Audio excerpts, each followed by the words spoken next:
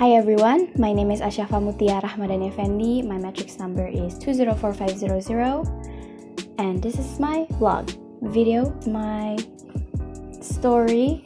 So, me and my friends challenge ourselves to a green pledge routinity. As you can see from this poster, which you have to pause the video to see it in detail, there are many pledges for us to do in our daily life for a greener lifestyle. I'm not gonna explain it one by one my experience doing the pledges. I'm just gonna tell a story of how I think my experience goes. Well, technically, before coming here to Malaysia, I have been doing a few routine of green activities at home, such as separating my food waste and composting it, collect my plastic waste to make eco bricks. But moving here to a new environment, to a new place, new people to live with, there's a whole new routine and habit. Some simple activities can still be done easily, such as, where is it? I forgot to bring it. Such as bringing my own bag when I go shopping, bringing a water bottle everywhere I go, and turning off electricity when it's done being used. There are also some activities that for me it's kind of hard to do because it involves other people. Because other people can have different habits. For example, I am a walk person. I love to walk. I rather walk than have to spend money on expensive online cars, or I will be using a public transport to go to places I tend to go. Especially in and out of UPM, I always use the public bus. But when I have to go with other people, we often use the online car, either because it is more practical or we are just lazy. But sometimes we use the public transport when we went to Kuala Lumpur because the public transport are a lot easier.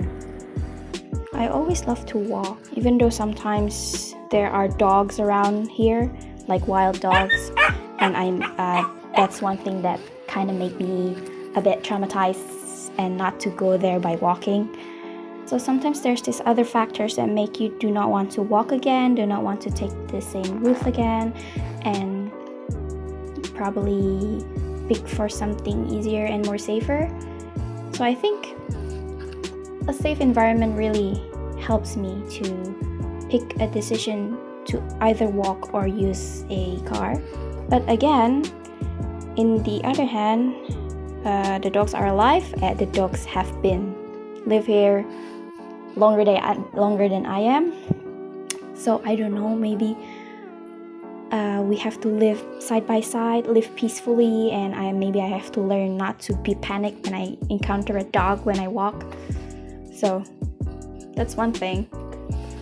One thing that pushes me to develop my habits is that I am living a uni life and I live outside of my university where I have to pay for all of my utilities. That also pushes my housemates to not be wasteful, and we make a unit rules. Like if you forgot to turn off the lights, you will be fined 1 ringgit. So every decision I make, mostly I have to relate with my situation as a nomad. I always finish my food because I don't want to waste my money. I take short time of shower because I don't want to be late for class. I buy new clothes at a thrift shop mostly, and other kind of activities that needs money. So what will I do when the challenge has ended?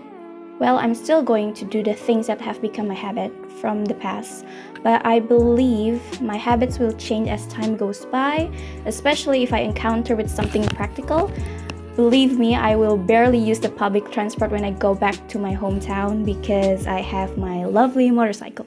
So actually, from all the green activities that have been done, all are depending on my intentions, my responsibilities, and my habits. And one more thing that is really important is how strong I am with what I believe in.